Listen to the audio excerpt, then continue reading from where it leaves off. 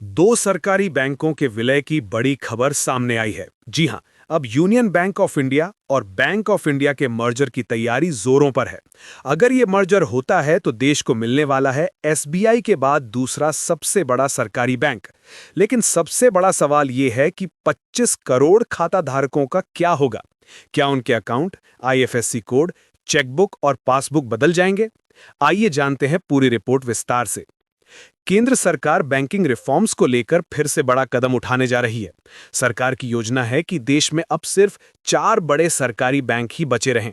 बाकी छोटे सरकारी बैंकों का नामो निशान मिट जाएगा और उन्हें बड़े बैंकों में मिला दिया जाएगा।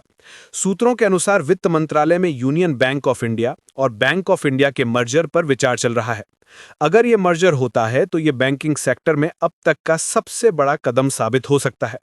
यूनियन बैंक के पास फिलहाल 21 करोड़ खाता धारक हैं, जबकि बैंक ऑफ इंडिया के पास लगभग 5.5 करोड़ ग्राहक हैं। इन दोनों के मिल जाने से नया बैंक लगभग 25.5 करोड़ खातों वाला दिग्गज बैंक बन जाएगा, जो सीधे तौर पर एसबीआई के 26 करोड़ खाता धारकों के लगभग बराबर होगा। इससे यह बैंक देश का दूसरा सबसे बड़ा सरकारी बैंक बन जाएगा, यानी भारत के बैंकिंग सेक्टर का नया चेहरा तैयार होने जा रहा है। अब बात करते हैं उस सवाल की जो सबसे अहम है, क्या इससे ग्राहकों को दिक्कत होगी? तो जवाब है थोड़ी हां, लेकिन ज्यादा नहीं। आपके पैसे, एफडी, लोन, ब्याज दर या निकासी पर कोई असर नहीं पड़ेगा। लेकिन मर्जर के बाद branch code, IFSC, passbook, chequebook और नेट बैंकिंग आईडी बदल सकती है। ग्राहकों को अपने अकाउंट की जानकारी अपडेट करनी पड़ सकती है, जिसके लिए थोड़ा बहुत कागजी काम जरूर करना होगा। लेकिन इसके साथ ही ग्राहकों को मिलेंगे कई फायदे। ज्यादा एटीएम नेटवर्क, बेहतर डिजिटल प्लेटफॉर्म, तेज लोन प्रोसेसिंग और मजबूत बैंकिंग सर्विस का अनुभव। सरकार का मकसद है कि छोटे बैंकों को मिलाकर बैंकिंग सिस्टम को और मजबूत और ग्लोबली कॉम्पिटिटिव बनाया जाए। मर्जर के बाद बैंकों की बैलेंस शीट बड़ी होगी, एनपीए का बोझ कम होगा और देश में बैंकिंग सर्विसेज और भी तेज और भरोसेमंद बनेगी।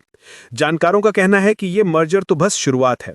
सरकार जल्द ही Indian overseas bank, central bank of India, bank of Maharashtra और कुछ अन्य बैंकों को भी मिलाने की योजना पर काम कर रही है।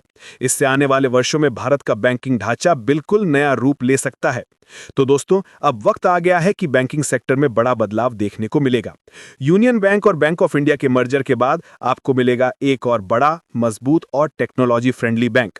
बस देखना यह होगा कि सरकार इसका ऐलान कब करती है और 25 करोड़ ग्राहकों के लिए नया सफर कब शुरू होता है।